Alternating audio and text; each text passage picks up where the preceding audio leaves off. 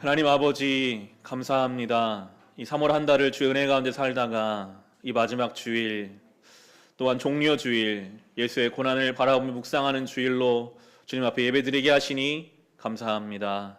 우리의 삶에는 많은 고난과 아픔도 있습니다.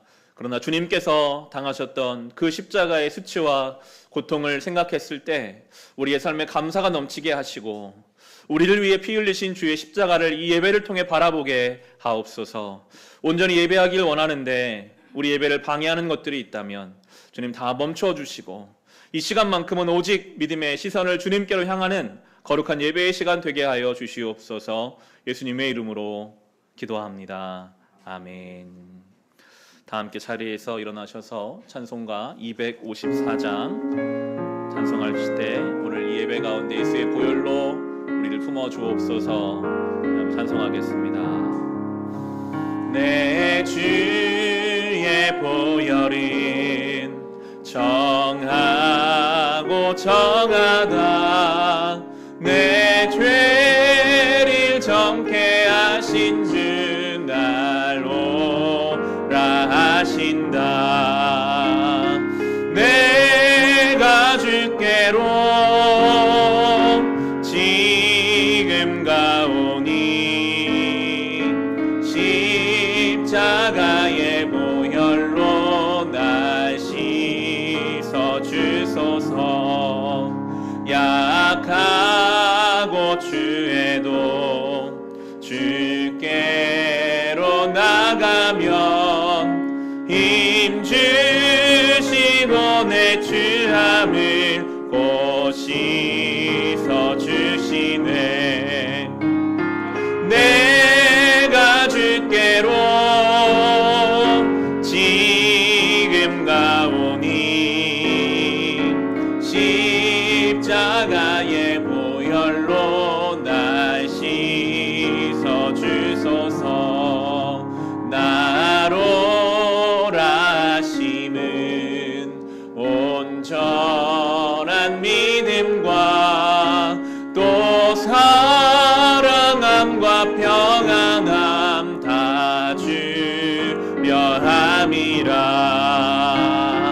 내가 주께로 지금 가오니 십자가의 보혈로 날 씻어 주소서. 긴 죄인 복받아 살 길을 얻었네. 한없이 넓고 큰 은혜 베풀어 주소서. 내가 주께로 지금 가오니 십자가의 보혈로 날 씻어 주소서.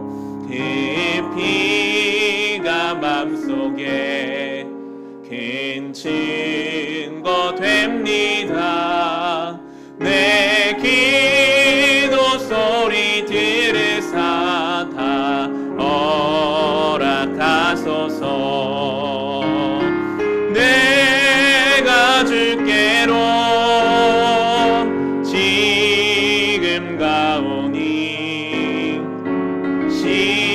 십자가의 보혈로 날 씻어 주소서.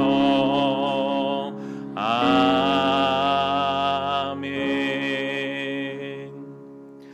나는 전능하신 아버지 하나님 천지의 창조주를 믿습니다. 나는 그의 유일하신 아들 우리 주 예수 그리스도를 믿습니다. 그는 성령으로 잉태되어 동정녀 마리아에게서 나시고 본디오 빌라도에게 고난을 받아 십자가에 못 박혀 죽으시고 장사된 지 사흘 만에 죽은 자 가운데서 다시 살아나셨으며 하늘에 오르시어 전능하신 아버지 하나님 우편에 앉아 계시다가 거기로부터 살아있는 자와 죽은 자를 심판하러 오십니다. 나는 성령을 믿으며 거룩한 공교회와 성도의 교제와 죄를 용서받는 것과 몸의 부활과 영생을 믿습니다. 아멘. 자리에 앉으시기 바랍니다.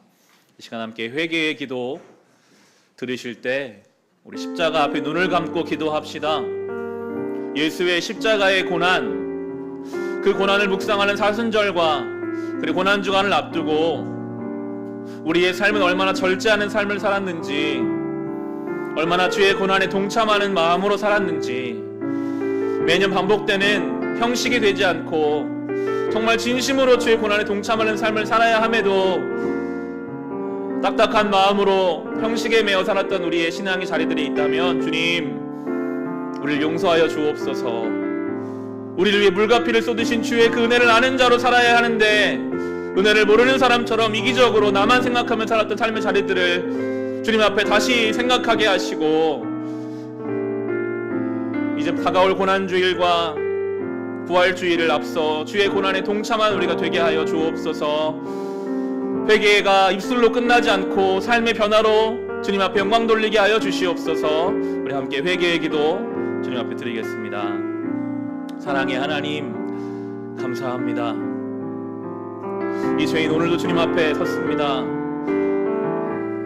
예수님의 십자가를 지시기 위하여 모든 것을 내려놓고 예루살렘에 입성하시는데 나의 삶에 작은 즐거움이나 어떠한 순간순간에 절제하지 못하고 경건하지 못하고 거룩하지 못하고 세상의 욕심을 따라 사는 인생들과 전혀 다를 바 없이 살았던 저의 연약함을 주님 앞에 고백합니다. 주여, 오늘 이 예배를 통해, 이 회개의 기도 시간을 통해 얼마나 죄인인지를 스스로 깨닫게 하시고 이 죄인을 위해 십자가에서 죽으신 주의 사랑과 은혜가 또한 얼마나 큰 것인지를 깨닫게 하시며, 그럼에도 오늘 이전 것은 지나갔으니 보라 새 것이 되었도다 하시는 그 복음의 메시지를 우리의 심령에 새기고 받은 은혜에 합당한 삶을 살기 위하여 구체적으로 삶의 자리에서 신앙의 싸움을 싸우며 나아갈 수 있는 주여 우리가 되게 하여 주옵소서. 아버지, 우리의 회개가 입술에서 끝나지 않기를 간절히 기도합니다. 삶의 자리에서 예수의 십자가를 붙들고 의지하여 변화되게 하시고 새로워지게 하시고 주님 앞에 온전하게 올려드릴 수 있는 주여 우리의 신앙과 우리의 삶이 되게 하여 주옵소서. 그러나 여전히 너무나 깊게 뿌리 박힌 우리의 죄된 본성들이 있습니다. 어둠의 영역들이 있습니다. 주의 빛을 비추사 어둠을 물러가고 떠나가게 하시고 이제 거룩하고 온전하게 주님 앞에 서서 믿음의 길을 걸을 수 있는 십자가만을 지을 수 있는 되게 하여 주옵소서. 내가 매일 십자가 앞에, 내가 매일 십자가 앞에 더 가까이 가오니 그새 주의 흘린 보배 피로써 나를 정케 하. 내가 매일 십자가, 내가 매일 십자가 앞에 더 가까이 가오니 그새 주의 흘린 보배 피로써 나를 정케 하소서.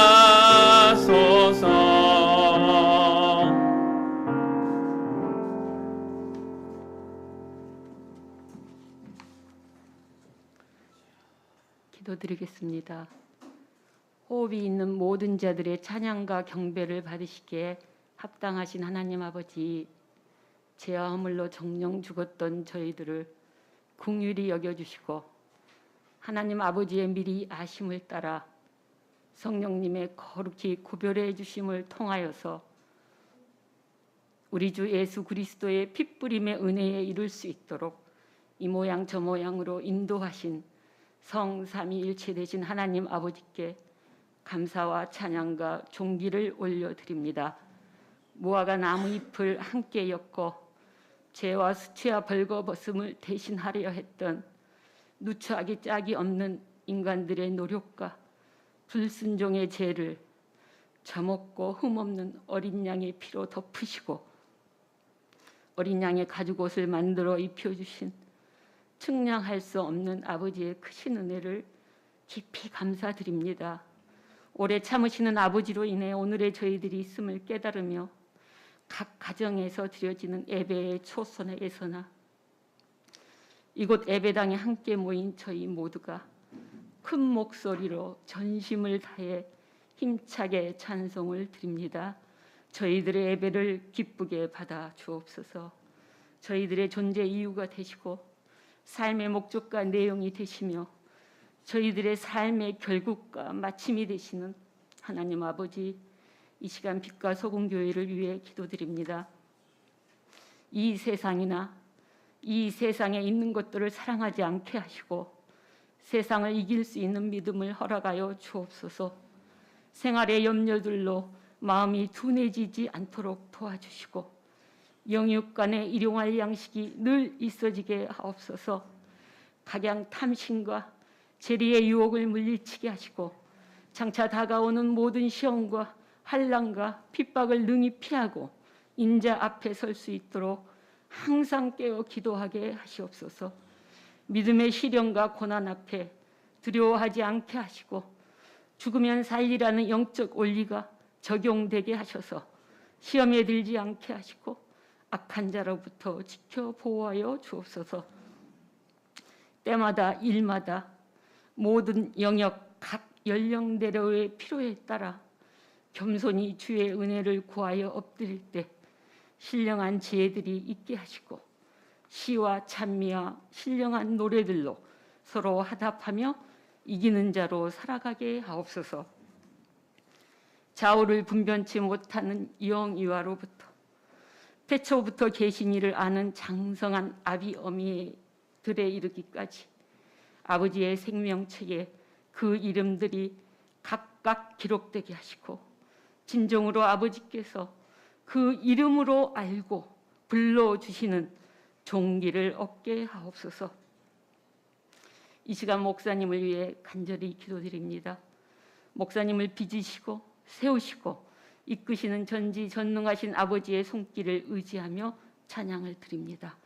목사님을 통하여 엘로힘 되시는 아버지의 이름이 진정으로 높임을 받기를 원합니다. 이 시대에 아버지께서 기뻐 받으시는 사자 목사님이 되게 하시고 강단에 서실 때마다 때에 맞는 말씀을 허락하셔서 성령님이 교회들에게 하시는 말씀을 강력하고 담대하게 선포하게 하옵소서. 듣는 모든 심령들 위에 살아있는 생명의 검이 되게 하셔서 모든 쓴뿌리들이 잘라지게 하시고 굳게 박힌 죄성의 옹이들이 수술되어 제거되게 하시며 진심 어린 회개와 회심과 자기 부인을 이루게 하옵소서. 고난주간과 사흘을 앞두고 펼쳐질 목양에 필요한 모든 기도 제목마다 돕는 은혜로 함께 하셔서 띠나 주름이나 아무런 흠이 없는 교회가 세워지게 하시고 굴절되지 않는 거룩한 반사체를 이루게 하옵소서. 그리하여 영광의 현현되는 정결하고 아름다운 뼈 중에 뼈요 살 중에 살인 예수님의 큰 비밀을 이루는 신부된 교회로 날마다 새롭게 빚어지고 단장되는 빛과 소금 교회가 되게 하여 주옵소서. 처소를 예비하시면 다시 오시겠다고 약속하신 우리의 영원한 신랑 되신 예수님의 이름으로 간절히 기도드립니다.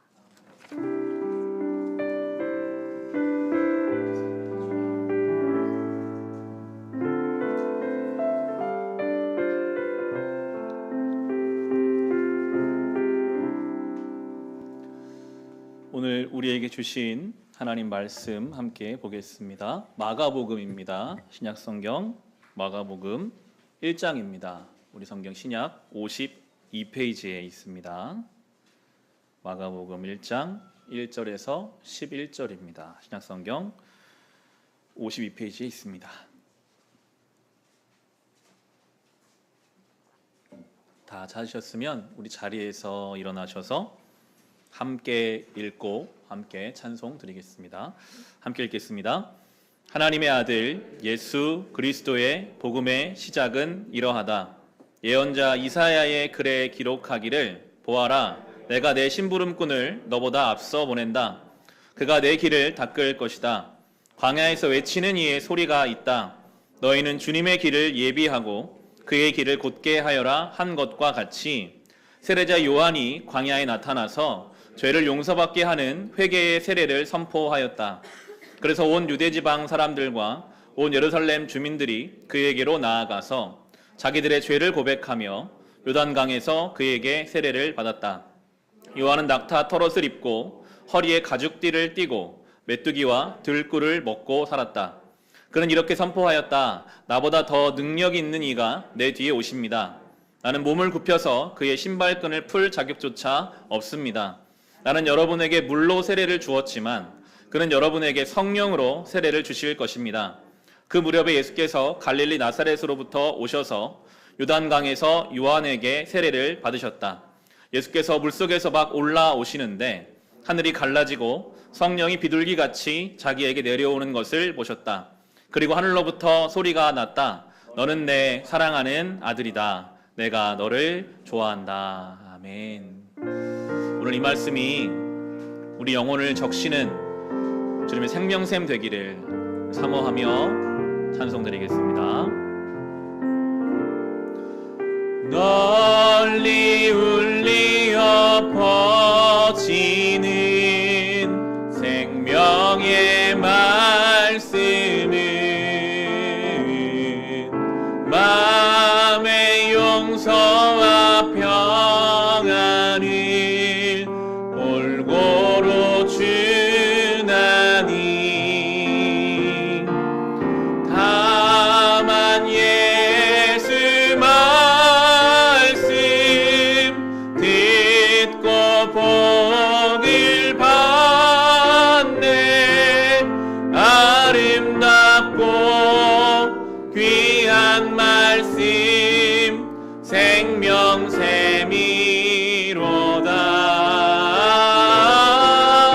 아름답고 귀한 말씀 생명샘이로다.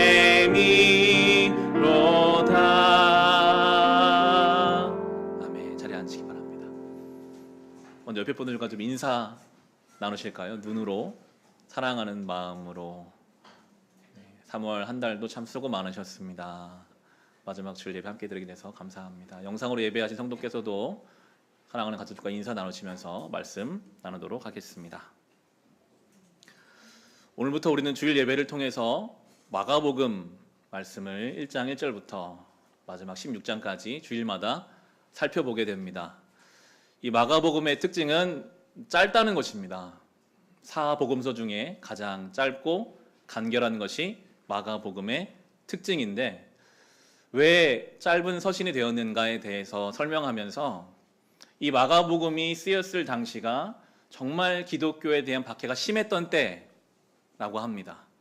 로마 제국에 의해서 로마 황제가 신인데 우리의 유일한 신은 하나님이시다, 예수님이시다라고 고백하는 교회를 로마 제국은 심하게 박해했거든요. 잡아서 죽이고 고문했습니다. 그러한 큰 박해에 놓여있던 교회와 성도들을 향해 쓰였던 복음서가 바로 마가복음이어서 이 마가복음에는 바로 복음의 내용으로 들어가요. 우리 생각에는 좀 위로의 말들, 지금 힘들고 어렵지만 조금만 기다리면 하나님이 도와주실 겁니다, 하나님이 책임지실 겁니다 라는 이야기가 있어야 할 것만 같은데, 바로 오늘 복음서 1장 1절에 나오지만 예수님이 하나님의 아들이요 우리의 그리스도시고 그분을 통해 복음은 이렇게 시작된다라고 복음의 내용으로 바로 들어갑니다. 왜냐하면요, 우리가 어려움을 이겨낼 힘은 순간의 위로가 아니라 복음의 깊이가 우리 안에 있을 때에 그 어려움을 이길 수 있기 때문입니다. 우리가 신앙의 길을 걸으려고 하면 수많은 바람이, 파도가 몰려와요. 이 마가복음 시대도 마찬가지고 지금도 마찬가지죠. 그때 우리가 어떻게 그 수많은 어려움들을 이길 수 있을까요? 믿음의 뿌리를 깊게 내려야 합니다.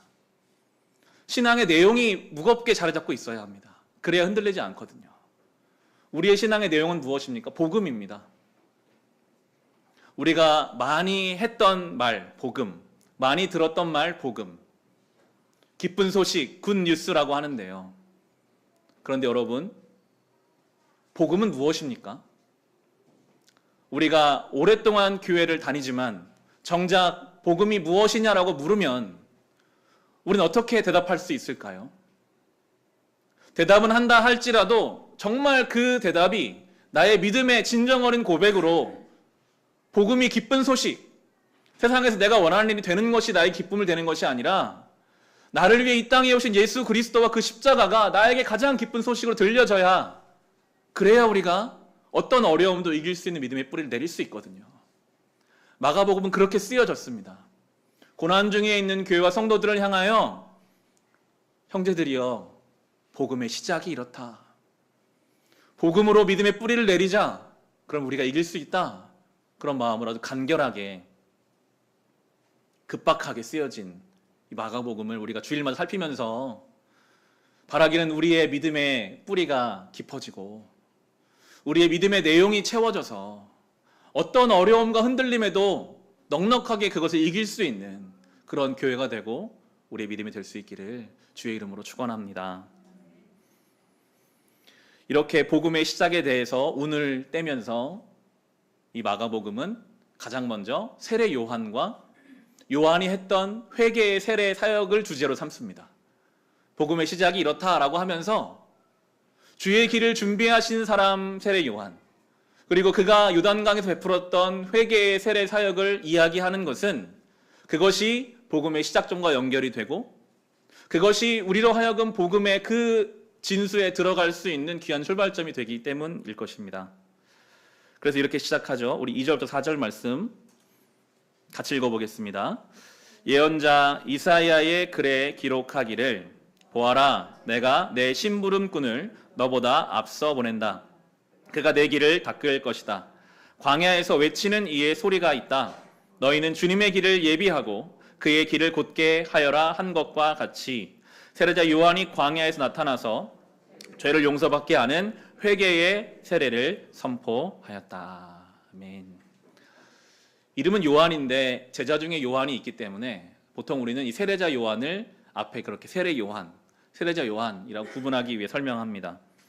세례, 다음 주에 우리에게 세례식이 있는데요.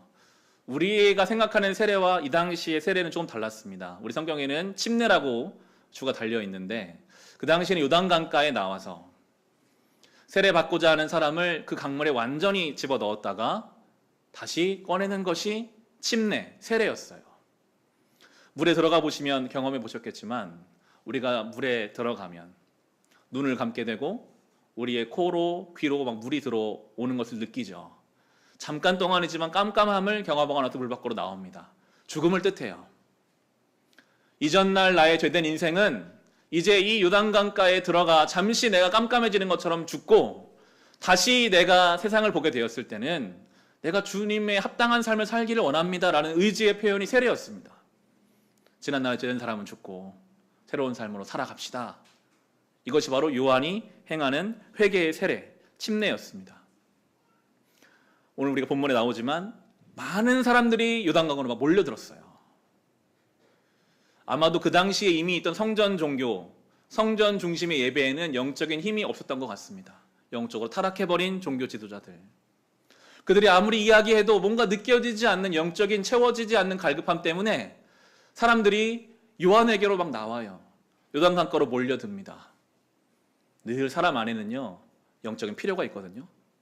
근데 그게 채워지지 않으면 답답해요. 사람들이 그래서 요한에게 오는데 요한은 어떤 사람이라고 설명하고 있습니까? 요한은 들의 사람이었습니다.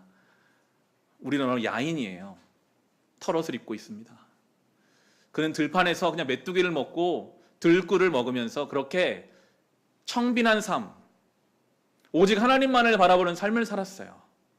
저 성전에서 거룩하게 옷 입고 사람들이 가지고 오면 그 재물의 일부를 자기가 착복했던 그런 종교 지도자들과는 전혀 다른, 행색은 남루하고 뭔가 보기에는 갖춰지지 않은 것 같지만 그의 눈빛이 살아있고 메시지가 힘이 있는 세례 요한에게 사람들이 몰려드는 거예요. 그런데 그렇게 사람들이 몰려드는 것이 이 요한에게는 시험거리가 될 수 있었습니다.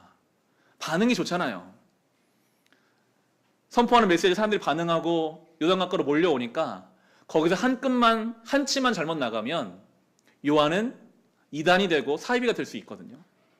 그 모든 영광을 자기가 취하고 그걸 통해 자기가 뭔가를 이루려고 했다면 요한의 끝은 좋지 않았을 것입니다. 그런데 요한은 자기를 알았어요.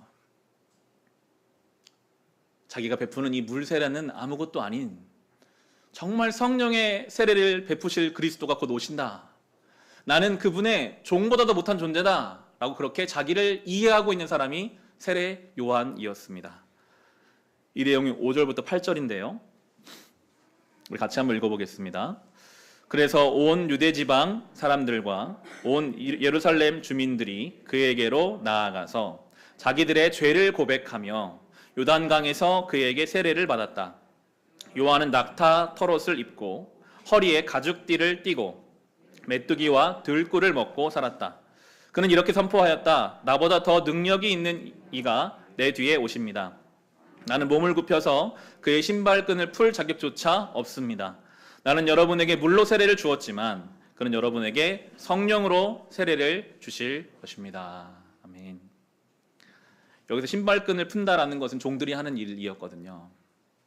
그렇게 많은 사람들이 자기를 찾아오고 스스로 굉장히 거룩하고 청결한 삶을 살고 있었지만 그렇게 고백해. 나는 내 뒤에 오실 분에 비하면 나는 그분의 종보다도 못한 존재다. 나는 아무것도 아닙니다. 라고 자기의 위치를 분명하게 깨닫고 있는, 영적으로 깨어있는 사람, 이 사람이 바로 세례자 요한이었습니다. 그가 회개의 세례를 선포하잖아요. 회개라는 것은요, 하나님 앞에서 나의 위치를 깨달을 때 가능합니다.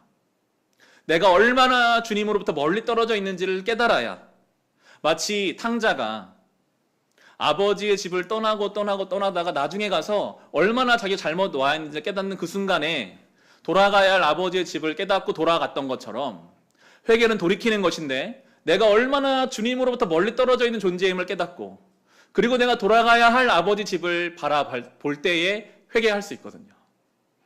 요한 자신이 회개의 사람이었습니다. 나는 아무것도 아닙니다. 나는 주의 은혜가 없이 살 수 없습니다. 그랬기 때문에 회개를 선포할 수 있었던 것이죠. 그런데 나의 위치를 파악하는 것이 생각보다 쉽지 않습니다. 나에 대해서는 괜히 관대할 수 있거든요. 나는 굉장히 잘하고 있는 것처럼 착각할 수 있습니다. 요즘 우리가 새벽마다 마태복음 묵상하고 있는데요. 지난 주 중에 마태복음 본문들이 우리에게 익숙한 달란트 비유도 나오고 겟세마네의 기도도 나오고 특별히 최후의 만찬 장면이 나왔습니다. 예수님이 십자가에 죽기 전 사랑하는 제자들을 다 모아놓고 식사를 하시는 자리에서 예수님이 좋은 이야기를 하시지 않고 무거운 이야기를 꺼내세요. 너희들이 다 나를 버리고 도망갈 것이다. 너희 중에 한 명은 나를 배신할 것이고 나머지는 나를 버리고 도망갈 것이다 하시는 이야기가, 본문을 접어두시고 좀 앞으로 가셔서 마태복음 26장을 찾아보겠습니다. 마태복음 26장 신약 44페이지입니다. 마태복음 26장 31절인데요. 함께 식사하는 마지막 식사 자리. 그런데 예수님이 제자들에게 이렇게 말씀하세요. 31절에 보시면 그때 예수께서 제자들에게 말씀하셨다. 오늘 밤에 너희는 모두 나를 버릴 것이다. 성경이 기록하기를 내가 목자를 칠 것이니 양떼가 흩어질 것이다 하였다. 무서운 말씀이죠. 지금은 너희가 이렇게 내 옆에 있지만 너희는 오늘 밤에 나를 버릴 거야. 베드로가 흥분해서 이야기하면 33절입니다. 베드로가 예수께 말하였다. 비록 모든 사람이 다 주님을 버릴지라도 나는 절대로 버리지 않겠습니다. 베드로는 자기의 위치를 아주 신앙이 좋은 사람, 내 옆에 있는 제자들은 별로 믿었지 못해도 나는 다르다, 나는 특별한 믿음을 가진 사람이다라고 스스로 생각하고 있었어요. 그런데 주님은 아셨거든요. 베드로가 스스로 그렇게 생각하고 있지만 그도 역시 상황이 어려워지면 얼마든지 주님 버릴 수밖에 없는 그런 존재라는 것을 주님이 알고 이렇게 말씀하시죠. 34절 35절에 예수께서 그에게 말씀하셨다. 내가 진정으로 내게 말한다. 오늘 밤에 닭이 울기 전에 내가 3번 나를 모른다고 할 것이다. 베드로가 예수께 말하였다. 주님과 함께 죽는 한이 있을지라도 절대로 주님을 모른다고 하지 않겠습니다. 그리고 다른 제자들도 모두 그렇게 말하였다. 예수님은 베드로가 어떤 상태인지를 아세요. 하나님은요, 저와 여러분의 상태를 지금 아십니다. 너의 믿음이 대단한 것 같지? 넌 오늘 밤에 상황이 어려워지면 나를 부인할 수밖에 없는 그러한 사람이야 라고 말씀하시는데, 저는 여기서 베드로가 세례 요한처럼 주님, 그럼 제가 어떻게 하면 좋을까요? 저는 상황이 안 좋아지면 주님을 배반할 수밖에 없는 그런 연약한 존재인데 제가 어떻게 하면 주님의 뒤를 따를 수 있을까요? 라고 묻고 엎드렸으면 좀 다른 결과가 나타났을 것 같은데, 베드로가 뭐라고 합니까? 장담합니다. 나는 죽으면 죽었지, 나는 절대로 주님 버리지 않겠습니다 라고 착각하며 이야기를 하죠. 그 결과가 어떻게 됩니까? 한 장을 넘기죠. 47페이지 26장의 마지막 절에 보시면 예수님 말씀 그대로 베드로가 닭이 울기 전 예수님을 모른다고 저주하고 부인합니다. 74절 75절에 보시면요, 그때 베드로는 저주하며 맹세하여 말하였다. 나는 그 사람을 알지 못하오. 그러자 곧 닭이 울었다. 베드로는 닭이 울기 전에 내가 나를 3번 부인할 것이다 하신 예수님 말씀이 생각나서 바깥으로 나가서 몹시 울었다. 닭은 정시가 되면 울어요. 그런데 베드로는 상황에 따라서 얼마든지 주님을 모른다. 나는 저 사람을 모른다. 자기 살려고 그렇게 몇 시간 전에 호언장담했던 자기의 말을 뒤집어서 그렇게 주님 모른다고 부인하고 나서 이제 그는 자기의 위치를 깨닫죠. 아, 내가 이런 사람이었구나. 이때로부터 베드로의 회개가 시작된 것입니다. 나의 위치를 제대로 파악했을 때 나는 언제든지 주님 모른다고 부인할 수밖에 없는 이러한 가벼운 신앙의 사람이다. 내가 목숨까지 버리겠다고 주님께 호언장담했지만 내 목숨이 아까워서 주님 모른다고 부인하는 이것이 나의 모습임을 깨달았기 때문에 베드로의 회개가 시작되었고 결국 베드로는 교회의 지도자인 베드로가 될 수 있었던 것입니다. 회개는 그렇게 시작되는 것이거든요. 저는 주중에 이 베드로의 모습을 묵상하면서 저의 모습을 발견하게 되었습니다. 작년 1년 동안, 작년 3월에 시작된 이 코로나로 인해서 지금까지 한국 교회는 지금 어려운 중에 있죠. 많은 교회들이 지금 어려운 가운데 있습니다. 그런데 우리 교회는 마찬가지로 모인 시간도 적고 우리 교회에 새로운 가족들이 많이 등록한 것도 아니었지만 1년을 결산해 보았을 때 예산이 작년보다 오히려 30%가 더 늘어나는 예산이 결산이 되었어요. 우리 교회는 한국기독교 장로회에 소속되어 있고 대전노회에 소속되어 있기 때문에 1년에 한 번 노회를 할 때 그럼 작년도에 어떤 우리 모든 지표들을 보고하고 보고서로 나오게 돼서 목사님들 함께 노회로 모입니다. 그때 이제 노회에서 만나는 목사님 저에게 몇몇 분이 와서 말씀하시는 거예요. 백 목사님, 다 지금 교회가 어려운데 어떻게 빛과 소금 교회는 오히려 예산이 재정이 늘어날 수 있었습니까?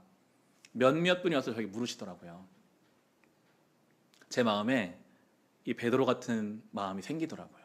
아, 우리는 좀 다르구나.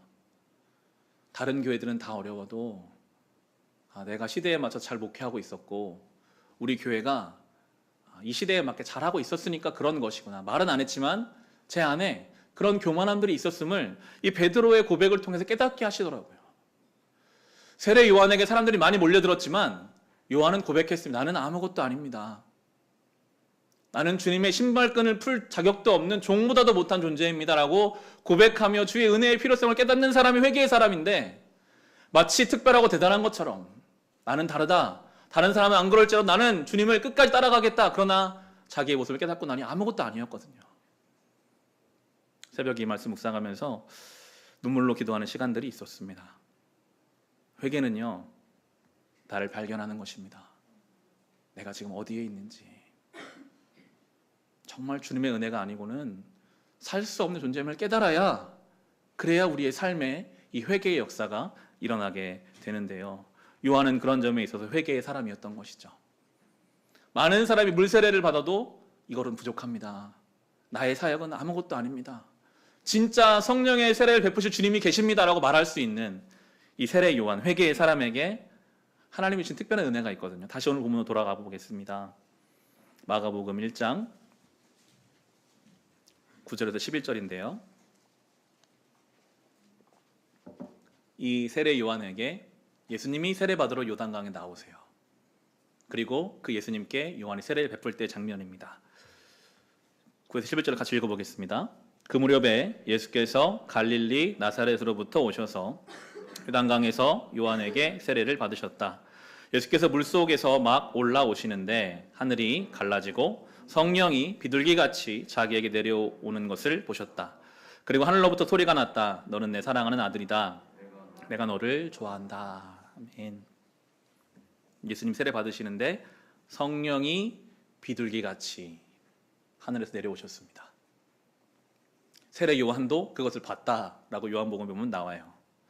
보통 우리는 성령의 강림하면 오순절 다락방을 떠올리기 때문에 바람같이, 불같이, 뜨겁게, 역동적인 이미지를 떠올리지만 오늘 성령께서는 비둘기같이, 비둘기는 고요함과 평화의 상징이잖아요. 그렇게 회개의 사람에게 비둘기같이 임하시는 성령의 역사를 보게 하셨어요. 그 요한에게는 예수께 임하시는 그 성령의 임재가 그에게도 비둘기같이 임하시는 성령이 주시는 평안이었을 거예요. 아, 내가 외치는 이 일이 맞는 것이구나. 주님이 오셨구나. 그에게 주시는 그 평안. 그리고 선포되는 말씀이 있으면 하늘에서 말씀이 들려오잖아요. 이는 내 사랑하는 아들이다. 저는 이 외침이, 이 하늘에 들려오는 말씀이 예수님은 이미 알고 계시니까요. 요한을 위해 주신 말씀이라고 묵상하게 되더라고요. 요한은 레위 지파 사람입니다. 아마 어려서부터 성전에서 수많은 말씀을 듣고 자랐을 것입니다. 그런데 그가 성전에서 접하는 말씀들은 생명력이 없었을 거예요. 성전이 타락해 있었으니까요. 정말 하나님 말씀하실까? 정말 하나님은 왜 우리에게 말씀하지 않으실까? 그런데 회개의 사람 이 요한에게 하늘로부터 주의 말씀이 들려와요. 내 아들이 인간의 몸을 입고 이 땅에 왔다. 죄가 없는데 세례를 받는다. 6월절 어린 양처럼 너희를 위해 내 아들이 그 사역을 감당할 것이다. 이 한마디의 말씀에 요한은 많은 것들이 풀어졌을 것입니다. 아, 그렇구나. 하나님의 그 살아있는 말씀. 회개의 사람에게 들려지는 성령의 임재와 하나님의 말씀에 대한 확신이 있거든요. 우리가 정말 주님 앞에 애통하는 마음으로 회개하며 이 복음의 능력을 경험할 때 우리에게도 비둘기같이 임하시는 성령의 평안함과 성경이 그냥 글자로 책에 있는 것이 아니라 정말 살아있는 하나님의 말씀으로서의 그 진리의 말씀이 들려지는 그 은혜가 우리에게 있을 것입니다. 두 가지가 다 필요한 것 같아요. 물세례는 자기 의지의 표현이거든요. 그 많은 사람들 앞에서 내가 죄인임을 고백하는 게 물세례잖아요. 나는 죄인입니다. 그래서 요단강까지 자기 자발적으로 나오고 그리고 그 요한에게 자기 몸을 맡겨서 많은 사람들 앞에 내가 죄인이지만 이제 제대로 살아보겠습니다 고백하는 이 물세례와 함께, 그러나 그것만으로는 안 되거든요. 거기에 임하여 주시는 성령의 세례, 성령께서 주시는 참된 평안과 생명의 말씀이 허락될 때 그때 우리는 성도로서의 삶을, 이 복음의 시작을 경험할 수 있는 것입니다. 저는 설교를 준비할 때 마가복음 설교를 준비하면 마가복음 1장 이렇게 유튜브에 검색을 해봐요. 그래서 쭉 뜨는 설교들을 많이 이렇게 들어보려고 노력합니다. 보통 본문을 유튜브에 검색하면 나오시는 목사님들이 조정민 목사님, 유기성 목사님, 송태근 목사님, 하영주 목사님. 우리에게는 참 복이에요. 이렇게 좋은 설교자 설교가 많이 있다는 것이 큰 복인데, 이찬수 목사님 설교가 10년 전 2011년도에 그 분당 우리 교회에서 세례식이 있는 날에 이 본문을 가지고 설교하신 내용이 있었어요. 주중에 제가 운전할 일이 있어서 운전을 하면서 그 설교를 들었는데, 설교의 말미에 이제 그날 세례를 받는 한 청년, 윤숙현이라고 하는 한 청년이 간증하는 내용이 있습니다. 이 내용이 다 간증 안에 들어가 있더라고요. 성령이 그 가운데 임하셔서 그를 바꿔가시는 그 내용. 운전하면서 참 많이 울면서 간증을 들었고, 오늘 이 내용을 나누고 싶어서 영상을 준비했거든요. 영상을 좀 보시고 결론을 내도록 하겠습니다. 저는 대학교에서 신학을 전공한 신학생입니다. 학부는 신학부였고 전공은 신학부 안에서도 신학과였기에 신학사라는 학위를 취득하고 학교를 졸업하였습니다. 그렇다면 대부분의 사람들이 생각하듯 저는 누가 보아도 기독교인이어야 맞는 상황이었습니다. 하지만 저는 기독교인이 아니었습니다. 특히 저희 집안은 외가는 천주교, 친가는 불교였습니다. 그런 제가 왜 어떤 뜻을 품고 신학과에 입학하였는지는 지금도 설명을 할 수가 없습니다. 다만 그때는 신학과에서 교직을 이수하면 사립학교의 종교 선생님으로 취직할 수 있다는 사실이 제게는 가장 큰 메리트이자 위안이었던 것 같습니다. 그러나 종교가 맞지 않은 신학교에서 4년을 지낸다는 것은 너무나 힘든 일이었습니다. 더군다나 신학 수업이 어찌나 어려운지 하기 싫은 어려운 공부를 하려니 학교는 저에게 숨막히는 감옥과 같았습니다. 저는 늘 학교 전공을 누군가가 물어보면 대답하기가 꺼렸고 혹시나 이야기하더라도 하지만 저는 기독교인은 아니에요를 꼭 이야기하였습니다. 학교 예배 시간에는 친구와 잡담을 일삼았고 학교 가는 길에 버스 안에서 보이는 한 교회의 간판을 보면서 4년 내내 비웃었습니다. 그 간판에는 왜 걱정하십니까? 기도할 수 있는데 라는 문구가 적혀 있었습니다. 저는 그 글귀를 보면서 역시 예수쟁이들이랑 매달릴 곳이 기도밖에 없는가라는 생각을 했었습니다. 학교를 졸업하고 저는 직장을 가졌고 가정에서 부족함 없이 도와주시는 까닭에 30대가 되도록 큰 어려움 없이 지낼 수 있었습니다. 그러던 중 지난해 초여름 한 남자를 소개받았습니다. 그는 제가 신학과를 졸업했다는 프로필만으로 저를 만나야겠다고 생각했다고 합니다. 당연히 기독교인일 것이라는 생각으로요. 하지만 애석하게도 저는 기독교인은 아니었고 더군다나 기독교인들을 비웃는 쪽에 가까웠습니다. 어찌되었든 우리는 호감을 가지고 만남을 지속하였고 모태신앙이었던 남자친구는 일요일에 교회에 함께 갈 것을 권유하였습니다. 그렇게 처음으로 학교가 아닌 곳에서 드렸던 예배, 그곳이 바로 분당 우리 교회였습니다. 그리고는 몇 달, 약 반년 만에 반년 가까운 시간 동안 데이트를 삼아 교회를 다녔습니다. 그때까지만 해도 목사님의 좋은 말씀이 기분 좋게 들렸고 나에게 착한 일요일을 보냈다는 마음이 들게끔 해주는 곳이 분당 우리 교회였습니다. 그러던 중 겨울이 되어갈 무렵 저는 교회에 등록이란 것을 해보아야겠다고 생각했습니다. 그렇게 시작된 교회 생활이었습니다. 새 가족부에서 교육을 받으며 바나바로 도움을 주는 언니를 만나 감동하였습니다.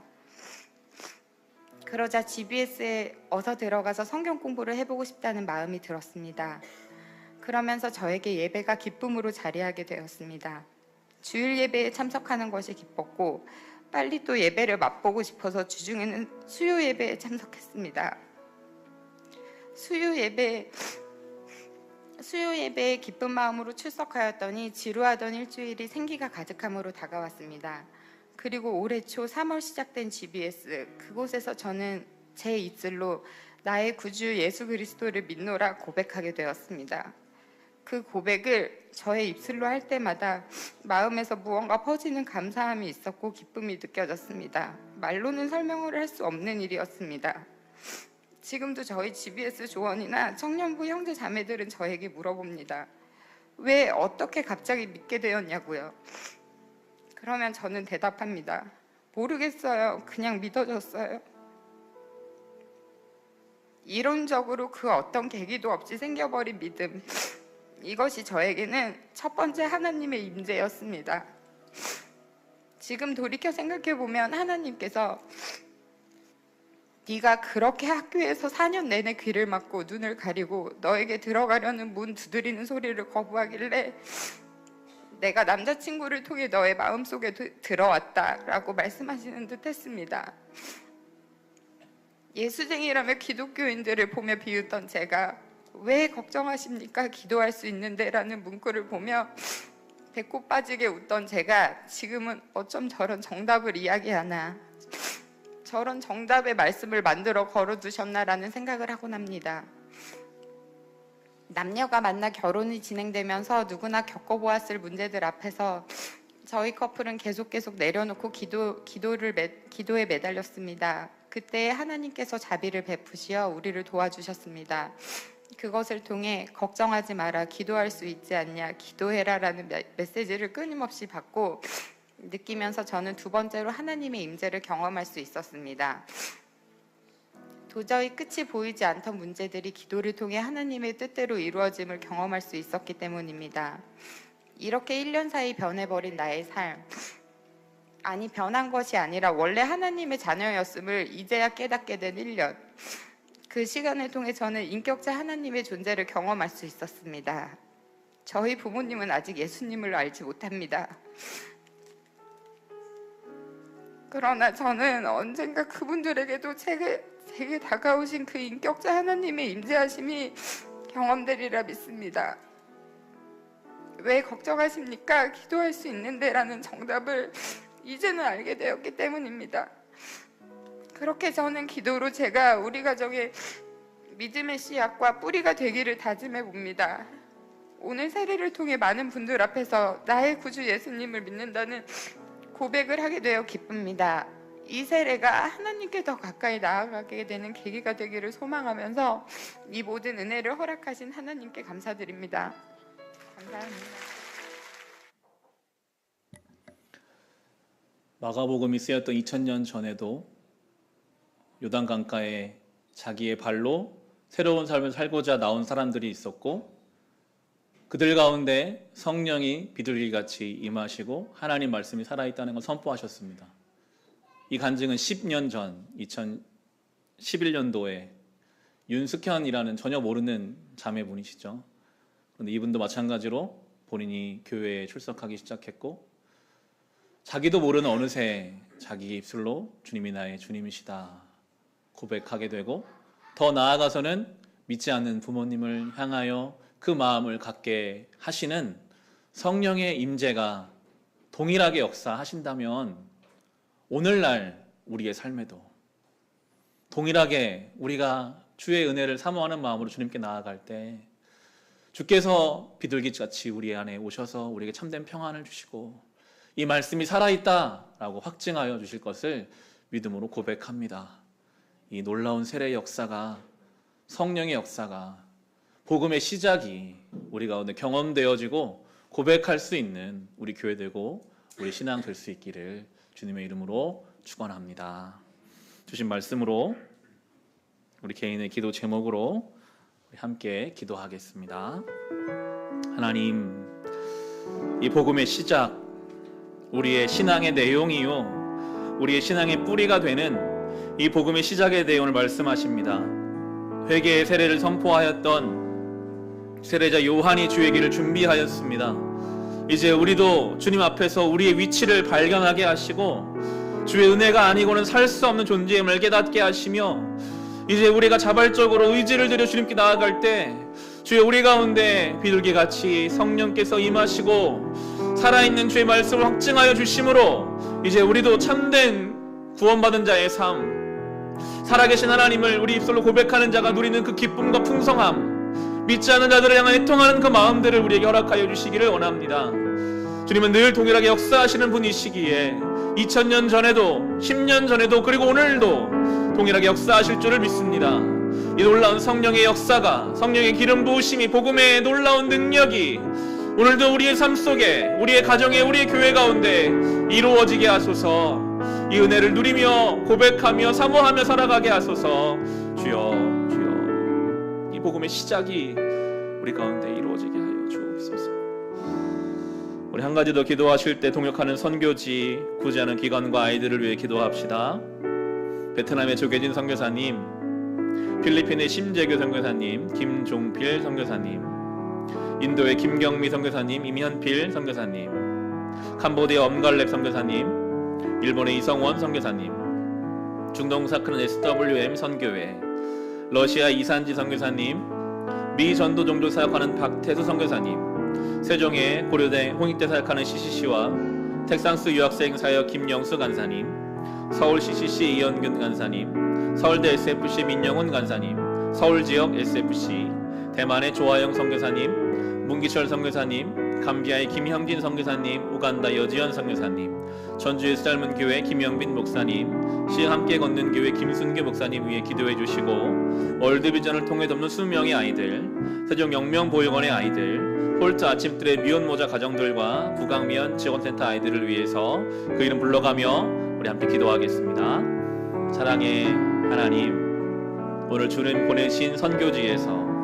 그 사역 감당하는 귀한 사역자들과 그 가정과 그 사역을 위해 기도합니다.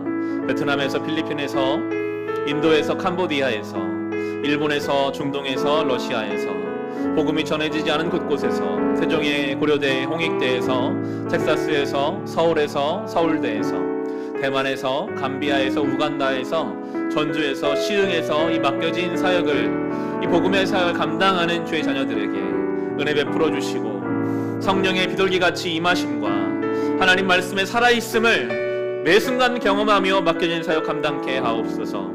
돌보는 아이들이 있습니다. 월드비전과 영명보육원, 홀트 아침들과 부강면 아이들을 돌보사 상처와 아픔이 있다면 싸매어 주시고, 그들이 건강히 자라날 수 있는 은혜를 베풀어 주시며, 그 기관의 종사들의 선한 양심과 사랑으로 아이들을 대하게 하여 주옵소서. 우리 교회 맡겨주신 이 구제와 선교의 사명 잘 감당하기를 간절히 기도합니다. 우리를 통해 이 일을 행하시고 우리 통해 하나님 살아계심을 나타내고 증거하여 주시옵소서. 감사합니다. 주님.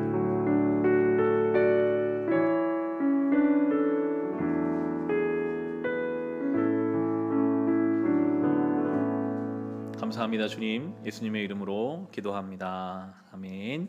자리에서 일어나셔서 찬송가 150장 찬송으로 마치겠습니다. 예수의 십자가를 바라보며 이 고난주간 한 주를 살아갑시다. 갈보리 산 위에 십자가 섰으니 주가 고난을 당한 표라. 험한 십자가를 내가 사랑하면 주가 보혈을 흘림이라. 죄의 승리를 얻기까지 주의 십자가 사랑하리. 빛난 멸류관 받기까지 험한 십자가 붙들겠네. 멸시천대 받은 주의 십자가에 나의 마음이 끌리도다. 귀한 어린 양이 세상 죄를 지고 험한 십자가 지셨도다. 죄의 승리를 얻기까지 주의 십자가 사랑하리. 빛난 멸류관 받기까지 험한 십자가 붙들겠네. 험한 십자가에 주가 흘린 피를 믿는 마음으로 바라보니 나를 용서하고 내 죄 사시려 주가 흘리신 보혈이라. 죄의 승리를 얻기까지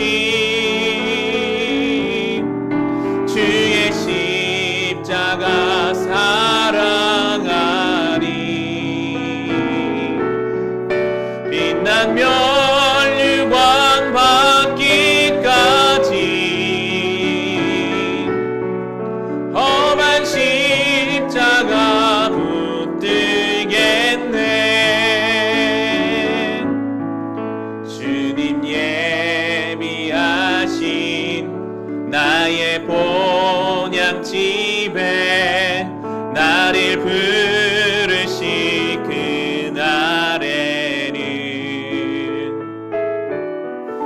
영광 중에 계신 우리 주와 함께 내가 죽도록 충성하리. 죄의 승리를 얻기까지 주의 십자가 사랑하리. 빛난 면류관 받기까지 험한 십자가 붙들겠네. 하나님 감사합니다. 우리에게 이 복음의 내용과 복음의 시작을 가르치셔서 어떤 어려움에도 흔들리지 않는 믿음의 뿌리를 내릴 수 있게 하시니 감사합니다. 회개의 세례를 외쳤던 세례 요한처럼 우리도 하나님 앞에 은혜 없이는 살 수 없는 존재임을 철저히 깨닫고 주님께로 날만 돌이키는 회개의 사람 되게 하셔서 우리 가운데 비둘기같이 임하시는 성령의 그 평안과 안식과 하나님 말씀이 살아있고 능력이 있다는 것을 깨닫는 주님 그 신앙의 경험들을 허락하여 주옵소서. 그리하여 우리를 통해 또 다른 누군가에게 주의 복음이 전해지며 맡겨진 삶의 자리에 정말 믿는 자답게 살아갈 수 있는 주여 우리의 삶과 우리의 신앙 되게 하여 주옵소서. 오늘 예배드리며 주의 은혜 감사해서 귀한 예물을 구별하여 주님 앞에 올려드립니다. 우리가 드린 모든 것 기뻐 받아 주옵소서. 지금은 우리 주 예수 그리스도의 은혜와 하나님 우리 아버지의 크신 사랑하심과 성령님의 우리와 동행하심이 여기 모인 우리 모두 위에, 우리의 가정 위에, 우리의 교회 위에, 이 나라 이 민족 가운데 함께하여 주시기를 간절히 축원하옵나이다. 아멘. 하나님, 이 복음의 시작과 회개의 놀라운 능력과 성령의 임재와 살아계심 경험하도록 자리에 앉으시면 교회 소식을 전하겠습니다. 주보의 교회 소식란을 참고해 주시면 좋겠습니다. 옆에 분들과 한 번 더 인사 나누실까요? 반갑습니다. 잘 오셨습니다. 네, 감사합니다. 우리 교회 새가족 되기 원하시면 새가족 카드를 작성하신 후에 현금함에 넣어주시면 안내를 해드립니다. 다음 주는 부활주일입니다. 그리고 한 주간은 고난주간으로 보냅니다. 고난주간 특별 새벽기도회가 내일부터 일주일 동안 있습니다. 예배 형식은 똑같습니다. 그렇지만 우리 마음이 특별하면 좋겠습니다. 한 주간 여러분 주의 고난에 동참해 보십시오. 이 주보 안쪽면에 보시면 제가 좀 설명도 써놨는데요. 예수님 말씀하셨어요. 시험에 빠지지 않게 깨어 기도하라. 늘 우리의 삶에는요 육신적인 필요가 있어요. 영적인 필요를 뒤로 미루게 하는 그런 필요들을 기도함으로 깨어 있어서 우리가 고난주간을 보내고 부활의 영광에 동참하시면 좋겠고요. 코로나 때문에 계속 교회 청소를 따로 모이지 못하고 있었는데 돌아오는 토요일에는 새벽 예배를 마치고 부활주일을 맞아서 청소도 있습니다. 참여 부탁드리고요. 사회적 거리두기가 2주 더 연장되었습니다. 30명까지 저희 교회는 모이는데 지금 주부에는 신청 없이 모일 수 있다 드렸는데 앞으로 2주간은 신청을 받아서 모여야 될 것 같아요. 이제 주부 안쪽면에 들어가서 특히 11시 예배는 또 어린아이들과 함께 드리려고 계획하고 있어서 예배 참석하시 원하시는 분들은 2주 동안 신청해 주시면 제가 몇 시 예배 몇 명이 참여하겠습니다 라고 신청해 주시면 안내해 드리도록 하겠습니다. 주부 안쪽면에 보시면 좀 특별한 광고인데요. 어린이 예배를 위한 많은 고민들이 있었습니다. 코로나 때문에 계속 아이들의 예배가 단절되고 있었고 어떻게 모일 수 있을까 고민하던 차에 11시 예배를 아이들과 함께 예배를 시작하는 것으로 이렇게 준비하고 있습니다. 타임테이블이 쭉 나와 있는데요. 지금 형식과 비슷해요. 임례 찬송, 사도신경 회개의 기도 똑같고 대표 기도. 앞으로는 어린아이들 대표 기도에 함께 하려고 하고요. 그리고 5분 동안 아이들을 위한 설교를 제가 따로 준비해서 아이들에게 전하려고 합니다. 다음 주는 부활에 관한 내용이 되겠죠. 앞에 아이들 자리를 따로 마련해 놓고 설교 시간에는 좀 아이들이 이쪽으로 나올 수 있도록 초청해서 아이들 앞에 앉혀놓고 말씀을 전하려고 합니다.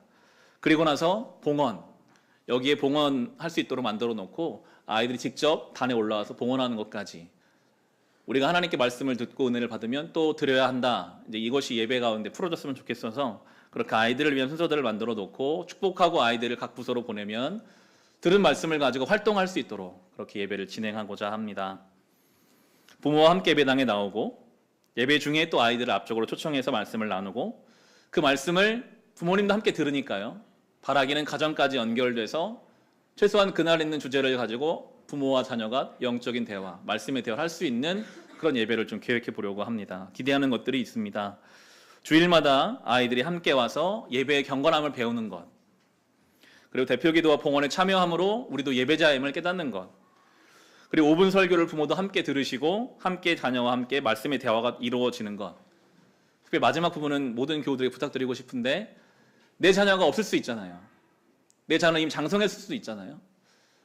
아이고 예배가 좀 경건하면 좋겠는데 왜 아이들이 떠드나, 왜 아이들 때문에 예배 시간이 늘어져야 하나, 그런 마음이 아니라 정말 우리 교회 하나님 보내주신 내 영적인 자녀라고 생각하고 함께 축복하면서 어른 성도들의 배려가 필요한 그러한 준비거든요.